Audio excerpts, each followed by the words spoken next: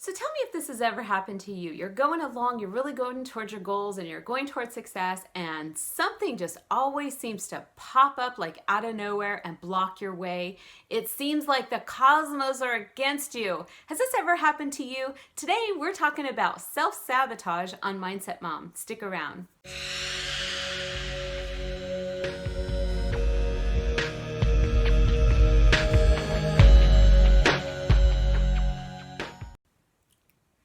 Hey there guys, Vestine, the Mindset Mom here, and I help business owners and entrepreneurs and parents just like you work on their mindset to attain success faster in their lives. Welcome to my channel, and if you haven't been here before, please take a look around. I might have a topic that speaks right to your sweet spot. I try to cover all things mindset, law of attraction, and things of this nature. So without further ado, we're going to jump right into it. Today I'm talking about something called self-sabotage. Now, first of all, we need to define what self-sabotage is, how we can detect it in our own lives, and then I'm going to give you my 3 favorite tips and tricks to deal with this bad boy and just destroy it and kick him out of your life forever. So self-sabotage can be defined as efforts that you put forward, but they get blocked by something that you actually are drawing into your own reality, whether you realize it or not. And a lot of people don't recognize this until on down the line. Then they notice a pattern that, I go toward my goals and I'm reaching for success, and then things tend to happen. And it could be something that seems to come from outside of the person, but we know that we are responsible for our own reality, right? Our minds are powerful creative entities that create our reality, that create things, okay? And we know this based upon a lot of different areas of science, one being quantum physics, one being neuroplasticity, okay, and neurobiology, okay? So we know that with creating our own reality, we're in the driver's seat, okay? And that's the first thing you need to do with self-sabotage. You need to take responsibility and you need to notice the pattern. So when I first started out, really trying to get business going and trying to be an entrepreneur, and I say trying because I really was trying, but I, would set a goal and go toward my goal, and something would always pop up. And in the beginning, I thought it was just rejection. Like, oh, these people are rejecting me because, I have a history of rejection. We're going to talk a little bit about that too. It can actually be a core feeling of worthlessness that actually manifests in the micromuscular motions of our faces and our mannerisms and all that nonverbal communication that comes across to other people. Okay, so if you want to stop sabotaging your success, listen up. I'm going to give you a way to overcome that, okay? And it absolutely can be overcome, and I'm so excited to share what has worked in my life and how I have made great strides. Now, you have to understand that overcoming self-sabotage, it's a process, okay? You have to give yourself some grace, and you got to give yourself time. And more importantly, you got to find what works and do it consistently over time. You can't just try one thing and then expect a miracle the next day, okay? We don't do that. Even when we meditate on the things that we want in our lives, we don't get it the next day, right? Because you have spent much time, setting up the thoughts and the realities that are in your life. In fact, we have up to 6,000 thoughts a day. Okay, so that's a lot of seeds. If you were looking at that as like seeds that you've sown into the ground, because thoughts are things, they're like seeds, they go out there into the universe, and guess what? A harvest comes back. If you were to look at 6,000 per day amount of seeds, don't you think that if you had been sowing some bad seed over a period of time, say years, that it might take a little time to reverse that and start sowing the good seeds in its place? I think it would take a little while. I could be wrong, but that's kind of how I look at this. So I give myself a lot of grace in order to be consistent over time with the things that I know that work. Okay, first of all, we can uncover what is behind the self-sabotage, okay? But before I get into that, I want to just share a little bit about my own story, because I think that when we look at self-sabotage, we think, oh, it's just procrastination. Procrastination can be a form of self-sabotage, yes, but it's so much more than that. So when I first started out in business, listen, I am not super tech savvy, okay? I do the best I can. I'm always learning. I'm always trying to grow and push myself. But when I first started out in business, it was always the technological things that would pop up that would seem to block, like be really major hurdles to me reaching my goals. And they seemed at the time insurmountable. Of course, now I know better. And that's why I can coach you along and show you that no, it is overcomable, okay? So things would pop up like my website would crash, or the app wouldn't work, or I should be able to reach these people on Messenger and it's just not working, or tech things would pop up, like literally things that would seem to come from the computer itself. Am I talking to anybody here?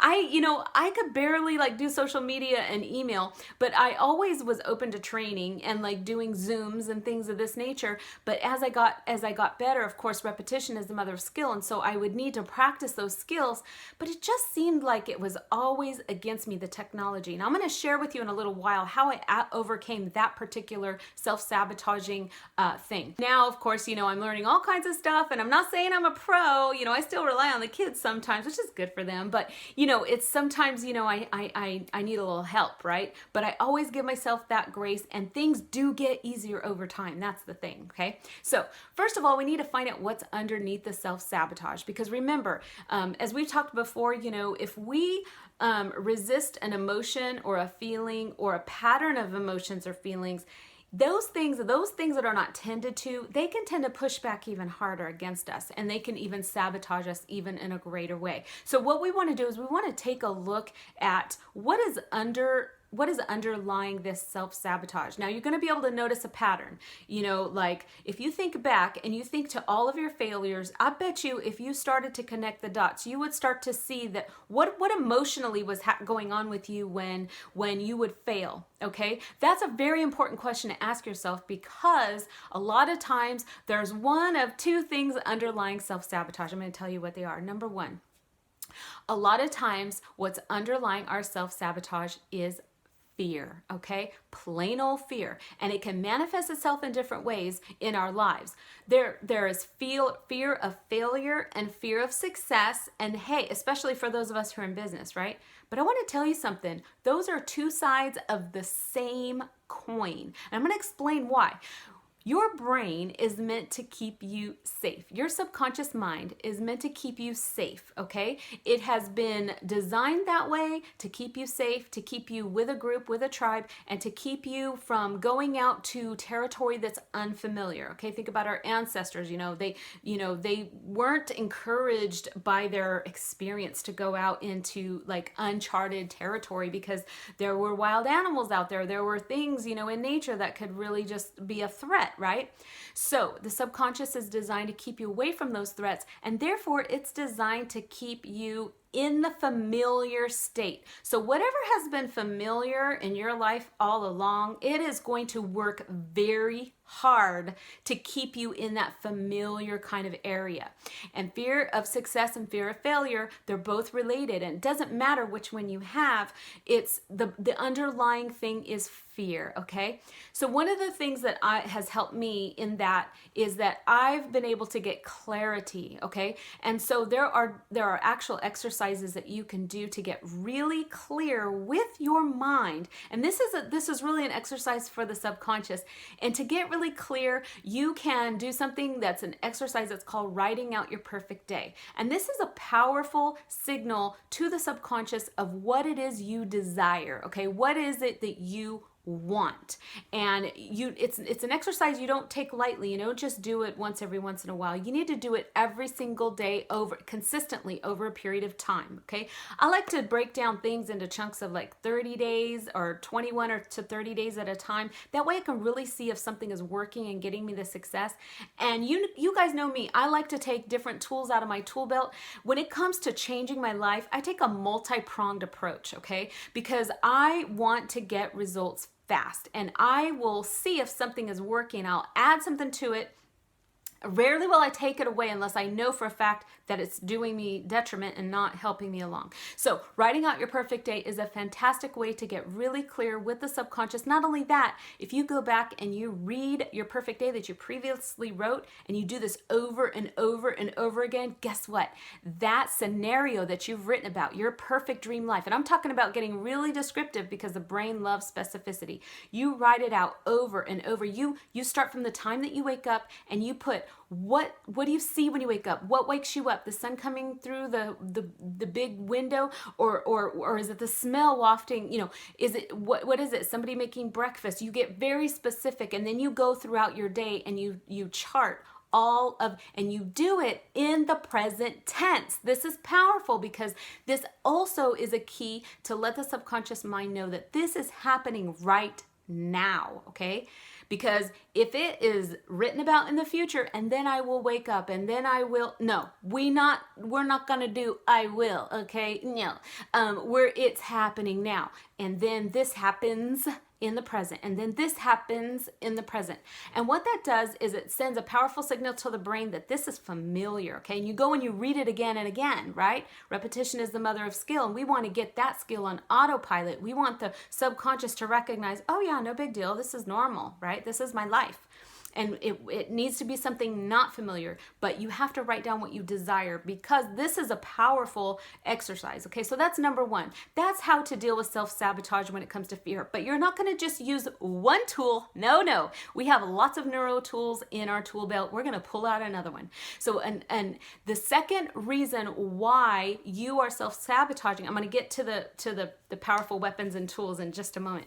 The second reason why you are self-sabotaging, more than likely, is an underlying belief that you are not worthy, okay? And it can come in the forms of a self-held belief, limiting belief that says, I'm not worthy of success, I'm not worthy of love, I'm not worthy of wealth, something along those lines. Now, a lot of times I would bet that a feeling of unworthiness comes from a relationship that you've had in your past where you got the message, and I don't care what kind of relationship it was. It could have been with a parent, with a spouse, with a boyfriend, a girlfriend, a friend, a relative, an authority figure. And let me tell you, relationships with authority figures where you get a message that you are not worthy, or that you're less than, or that you're not enough in some way, those are powerful indicators that, there's something we need to take a look at. Especially, it's concerning the meaning we place on what they say. Okay, so if you have like an authority figure in your past that has given you the message that you're not worthy, that you're not good enough, those, especially if it was up until the age of 7, because remember, children are largely in the theta brainwave state in most of their waking hours up to the age of 7. And theta is the brainwave state where the subconscious gets the most imprints. There a lot of imprintation goes on in the subconscious in that state, which is why we can get ourselves into theta state and rewire the subconscious, rewrite it, so to speak. Does this make sense? So you want to look at that, look at your relationships, look at the things that were said to you, and kind of look at your feelings, and look at not only the feelings, but what are the thoughts that go on when you fail? What are the thoughts that go through your mind? This is a powerful way you can do it. This is what I did to help myself. When I would fail, I would look at the thoughts that I had at the time. So what thought immediately comes to your mind? Because that's oftentimes a clue that is the bad boy. That's the one you want to go after. Then when you find out what the thought is behind it, like, oh, here we go again, I can never do anything right. Oh, where did I hear that before? And then you go back into your past and you say, oh, that teacher told me I never could do anything right. Or that parent always compared me to somebody else and made me feel like I could never do anything right. So then you're really, because you're putting on your detective hat now, you're going to go deep, okay? This is deep diving stuff here. And then you can, then take a look at it and say, oh, okay, I know the belief, I know the meaning I put to it. In other words, I took it in. I just accepted it as truth, what that person was saying to me. And so now we have the ability to go back and replace that with something else. Because let me tell you something. You cannot remain in two states at once. The brain cannot remain in a state of suffering at the same time that it can remain in a state of bliss. Okay, I write this on my children's, board for school. I said, Suffering is a choice and bliss is a choice. Choose wisely, okay? And so once we recognize that area of suffering that keeps self-sabotaging that, and remember, we're dealing largely from a standpoint of blessings and curses. We're dealing with a legal issue that has to be undone. It's almost like a knot that you have to untie. And then from a mindset standpoint, the subconscious does not like vacuums, okay? What happens is your subconscious will pull everything in, circumstances, and order it in such a way that it will make that your reality. So here's what we're gonna do. Here are my 3 favorite things to do to banish forever self-sabotage. And once you do this and you do this in repetition, you're gonna see your life change dramatically, and it could happen fast, okay? So here's the 3 things I like to do. Number 1, remember that belief that we uncovered, that I'm not worthy, I'm not capable, I'm not beautiful enough, smart enough? You're gonna counter it, okay? What you're gonna do is a system of positive daily affirmations, okay? And these are things that you're going to tell yourself. And I like to do it out loud. Yes, we can do it in our minds, and of course I do it in meditative states sometimes, but also out loud. Out loud is powerful. Why? Because you're engaging more senses than just your thought process. Does this make sense? You're engaging the hearing, you're engaging the vibrations, because our words have frequencies and they have vibrations. So that is also going down into you as you're speaking it out. So positive daily affirmations, you're going to take that, whatever that core belief, that negative belief was, and you're going to flip it and do the exact opposite. That's your positive affirmation, okay? And I'm going to tell you how you can 10x and really up-level your positive daily affirmations. And it's the mirror trick, okay? So what you do is you sit in front of a mirror or stand, and it's very important that you look deeply into your eyes. The eyes are the windows of the soul, and we need to practice some self-love. So what you do is you do your positive daily affirmations in front of the mirror, and that is powerful, because not only will you be engaging even more senses, because remember we were saying positive daily affirmations engaging the hearing, but now you're engaging the sight as well, and so you are taking in sensorially everything that you are. So you are speaking into your eyes, into the mirror, and you do this and you can start out. I'll be honest with you, when I first started this, it was uncomfortable. Why? Because it wasn't familiar. I wasn't familiar with giving myself self-love and really engaging myself. But I want to tell you, it's powerful. Why? Because you're going to be also not only just countering those negative self-beliefs that you hold that tend to draw in self-sabotage, but you're going to be nurturing your inner child. You're going to be sending a signal back in time. I'm telling you, this is powerful. This will transmute all space and time all the way back to your childhood, to that little boy or little girl that first heard those words. And you know what? You're going to be different. You're going to be changed, and you're going to be able to let go. And a lot of times, some of you struggle with unforgiveness. No more. You're going to be able to let go, untie the knot, and forgive the person that hurt you and let them go. And this is a powerful, life-changing thing, because you know what? Unforgiveness can actually bring disease into the body. It can actually bring mental illness, okay? So rottenness is as dried up bones. So we want to really engage in this. This is a powerful, powerful exercise. So once you start doing it, it becomes more and more familiar. You'll be able to do the mirror daily affirmations for a longer period of time. And guess what? There's nothing that attracts blessing into our life and prosperity than, doing this, than the self-love. Because why? If you go back to the frequency chart, love is really high on the frequency chart, isn't it? And so you're going to be giving love and you're going to be receiving at the same time. It's a powerful way to get your frequencies really high, to draw in those blessings, to draw in that prosperity and the things that you want in your life, to draw in positive relationships. Does this make sense? So I highly, highly recommend that you engage in this and do it like yesterday, okay? All right. Now, the second thing that I really like to do and to banish self-sabotage, and so we did the positive daily affirmations, and the other thing is and we talked a little bit about visualizing, getting clarity, and things of this nature. And now I want to talk about something that we don't really think would help us with self-sabotage, but I'm going to tell you from my own story that it has. Okay, a lot of us didn't grow up with some of us did, you know, because I definitely had positive people in my family are near and dear to my heart. I had a mixture, probably like you, right? You probably had some people that spoke negative and some people that were encouraging and positive. And so we are tribal beings, okay? We are always looking for our tribe. And I want to tell you, parents, when you're teenagers, they start hitting adolescence, that's what they're doing. They're looking for their tribe. That's a little parenting hack. So go easy on them because, you know, that is like part of the natural progression of growth and development.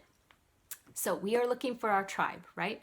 Now, there's nothing, even it's mostly powerful on a subconscious level. There is nothing like surrounding yourself with a community of like-minded people. Now, this is true. Our ancestors knew it was true. People in the ancient world knew it was true, and it is true today. And guess what? It's even more challenging to attain today because of things that have happened in the world, you know, since shutdowns and all this stuff. We're more segregated and separated from one another than ever. But I want to tell you, this is a powerful tool in your tool belt against self-sabotage. Now, you might not see the connection, like, what are you talking about? How does one have anything to do with the other? Well, I'm going to tell you. It's a powerful message to the subconscious, number one. Number two, there is an built-in accountability that you don't realize is going on. Even if the people don't confront you and say, hey, you know, have you worked on your self-sabotage today? Or have you worked on your mindset? Listen, they don't even have to do that. And it's a powerful thing to surround yourself with. When I first started out and I was, you know, getting into affiliate marketing, you know, I didn't really know what I was doing and I hadn't found my footing or what I wanted to do with this yet. But I'm telling you one thing, an opportunity presented itself for me to enter into almost like an accountability and help group for those who wanted to grow their YouTube channels. And I will never regret this. This is so amazing. And I know a lot of you are from my buddy groups. Hey, how you doing? A shout out to you. I appreciate you. And if nobody has told you yet today, I love you and I'm pulling for you, okay? Much success to you. I'm pulling for you. I'm rooting for you. I'm in your corner because I know you're in mine. And that's how accountability groups go, okay? That's how they work. And so when I started out, I started finding myself going, oh, and you really pull on that positivity. You really do, especially if it's a group that's set up correctly. Now, let me tell you, there's a lot of groups out there that are pretty wonky, right? I mean, this is, you know, they go off and they do some wonky things. This is largely how cults are started. But I want to tell you, don't throw the baby out with the bathwater. There are accountability groups out there for entrepreneurs, for people who want to grow their YouTube channel, for people who want to work on their mindset, and you can become part of them, okay?